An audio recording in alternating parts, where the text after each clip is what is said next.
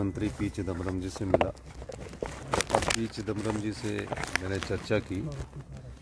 P Chidambaram जी को हमने बताया कि 3 सालों में जो प्रदेश ने व्यवस्था परिवर्तन के द्वारा जो कार्य किए हैं और प्रदेश की फाइनेंशियल सिचुएशन को समझते हुए जो बदलाव किया है उसके बारे में भी मैंने चर्चा की। उन्होंने कहा बहुत अच्छे बदलाव आपने पहले शुरू में ही कर दिए, क्योंकि मैंने उन्हें बताया कि जब मैं मुख्यमंत्री बना अधिकारियों ने मुझे कहा कि आपके ऊपर 75,000 करोड़ रुपए का कर्ज है और 10,000 करोड़ रुपए की लायबिलिटी है।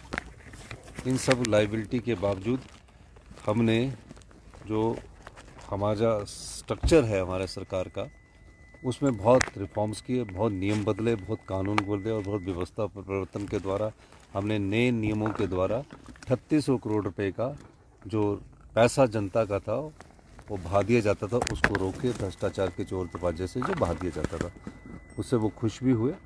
फिर मेरी आरडीजी के बारे में चर्चा हुई।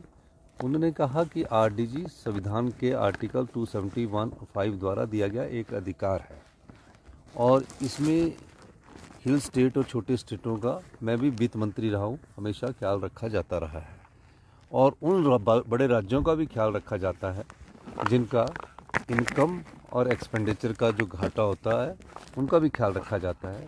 तो बड़े हैरानी की बात है कि आरडीजी जो संविधान के अधिकार द्वारा दी गई है उसे 17 राज्यों के नाम पर बंद कर दिया गया। अगर बंद करना ही था तो हिल स्टेट्स और हिमाचल नॉर्थ ईस्ट स्टेटों के रूम में बंद नहीं करना चाहिए था। इसकी पूरी डिटेल मुझे दीजिए और इस पूरी डिटेल के बारे में मैं आगे बात करूंगा। दूसरा बात ये थी कि मैंने बताया कि हमने किस प्रकार स्कूलों का मर्जर किया, किस प्रकार हमारे जो ब्यूरोक्रेटिक लेवल पर कई बड़ी पोस्टें हुआ करती थी, जैसे फॉरेस्ट में आईएफएस की 110 पोस्टें हुआ करती थी, हमने उसको कट करके 86 पोस्टें किया। आईपीएस और आईएएस के कैडर को हमने कम किया। ऊपर जो स्ट्रक्चर था सरकार का वो बहुत बड़ा हो चुका था, उनको हमने कम किया और नीचे जो काम करने वाले हमारे कर्मचारी अधिकारी हैं उनको हमने ज़्यादा बढ़ावा दिया। उसका भी उन्होंने प्रशंसा की और हमने कहा कि हमने कॉस्ट एडिटिंग की। कॉस्ट एडिटिंग का मतलब हुआ कि जो चीज़ें आपकी बहुत ज़्यादा रेट पर जाती थी उनको कम किया और इस प्रकार 3800 करोड़ रुपए का हमने 3 साल में अधिक राजस्व कमाया। तो उन्होंने हमारी बात को सुना भी और आरडीजी के मामले में हमें और आने वाले समय में हम कैसे आगे बढ़ेंगे उसमें उन्होंने हमें सुझाव देने का भी कहा है।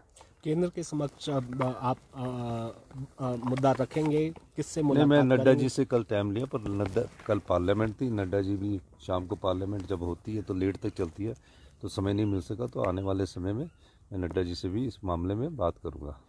सर, तीन बयान आया है, उन्होंने कहा कि जो चिट्ठी आपने दिखाई है वो बैकडेट की चिट्ठी है, तो ये गलत है इस तरह का। और बिंदल साहब भी कह रहे हैं कि आपके सलाहकार ठीक नहीं है। मैं पहले तो नेता विपक्ष की बात करना चाहूँगा। वो विपक्ष के नेता है, पूरा मुख्यमंत्री हमारे लिए वो भी आदरणीय है। हमें क्यों झूठ बोलना था? पहली तो बात है, झूठ तो आपने बोला। आप देहरा में गए, वहाँ कहा कि मुझे कोई चिट्ठी प्राप्त नहीं हुई। अगले दिन आकर आपने क्या बोला कि मुझे वित्त सचिव की तरफ से चिट्ठी प्राप्त की हुई। आपकी मीडिया चैनल में चला ना, मैं तो उसमें देखा। और उसके बाद बोला, वित्त सचिव के बाद बोला कि ये चिट्ठी देने की क्या बात थी, आप मुझे वैसे बुला लेते। जब प्लानिंग की मीटिंग में आपके सारे विधायकों को बोला मैंने कि आपने कल बैठक में आना है, ये हिमाचल हित की बात है। सरकार किसी की भी हो, हिमाचल हित की बात है तो हिमाचल हित में आपको आना चाहिए।